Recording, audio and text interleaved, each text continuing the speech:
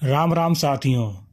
अगर मैं आपसे कहूं कि ब्लैक होल कोई नई खोज नहीं है, बल्कि इसका जिक्र हजारों साल पहले वेदों में हो चुका था, तो क्या आपने कभी सोचा है कि एक ऐसा स्थान जहां समय रुक जाता है, रोशनी भी वापस नहीं लौटती और जहां जाकर सब कुछ शून्य बन जाता है, क्या वही है वेदों का महाशून्य?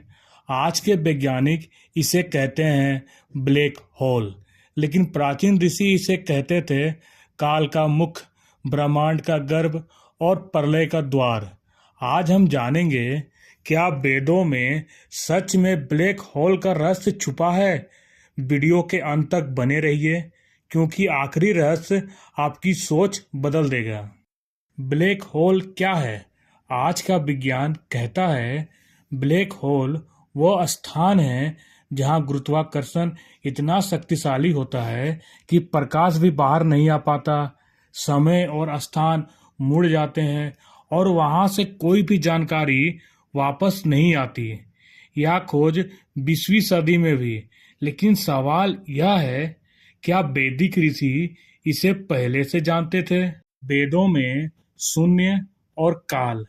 ऋग्वेद में एक रहस्यमय मंत्र आता है, अस्ता माँ सदमय तमसो माँ ज्योतिर्गमय, अर्थात असत्य से सत्य की ओर, अंधकार से प्रकाश की ओर, मृत्यु से अमरता की ओर। यह तमस क्या है? वह अंधकार जहाँ कोई प्रकाश नहीं जाता। वेदों में 3 शब्द आते हैं, पहला महाशून्य, दूसरा हिरण्यगर्भ और तीसरा कालमुख। ये तीनों शब्द ब्लैक होल की प्रकृति से मिलते हैं। आधुनिक विज्ञान इनफाइनाइट ग्रेविटी, वैदिक शब्द काल। आधुनिक विज्ञान लो लाइट स्केप्स, वैदिक शब्द तमस। आधुनिक विज्ञान सिंगुलरिटी, वैदिक शब्द महाशून्य। आधुनिक विज्ञान बर्थ ऑफ यूनिवर्स, वैदिक शब्द हिरण्यगर्भ। हिरण्यगर्भ और ब्रह्मांड की उत्पत्ति वेदों में कहा गया है हिरण्यगर्भ समृत तागरे, अर्थात पहले केवल एक गोल्डन बॉम्ब था जिससे ब्रह्मांड उत्पन्न हुआ। आज विज्ञान कहता है बिग बैंग से पहले एक सिंगुलरिटी थी। क्या सिंगुलरिटी इक्वल टू हिरण्यगर्भ? काल और ब्लैक होल को वेदों में काल को सबसे शक्तिशाली कहा गया है। भगवत गीता में श्री कृष्ण कहते हैं कालोस्मि लोकक्षयकृत प्रविद्ध, मैं काल हूँ जो सबका नाश करता हूँ। ब्लैक होल भी यही करता है, वह सब कुछ निगल लेता है। क्या black hole is equal to प्रलय द्वार? पुराणों में प्रलय का वर्णन है जहाँ सूर्य बुझ जाता है, ग्रह नष्ट हो जाते हैं, सब कुछ एक बिंदु में समा जाता है।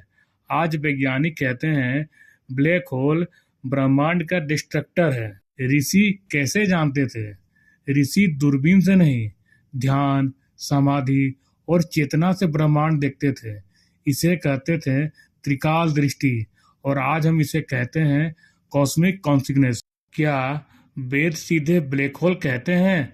आंसर नहीं, लेकिन उनके वर्णन बिल्कुल मेल खाते हैं। क्या यह संजोग है? आंसर, या फिर प्राचीन ज्ञान जिसे हम भूल चुके हैं। एक इंटरेस्टिंग फैक्ट यह है, नासा मानता है ब्लैक होल के अंदर समय धीमा हो जाता है और वेद कहते हैं काल का क्षेत्र अलग होता है। अगर आपको यह रहस्य पसंद आए तो लाइक कीजिए, शेयर कीजिए, सब्सक्राइब कीजिए और साथ ही बेल आइकन दबाएं। क्या ब्लैक होल वास्तव में ईश्वर का द्वार है, या केवल विज्ञान की अधूरी समझ? कमेंट में लिखिए आप क्या सोचते हैं।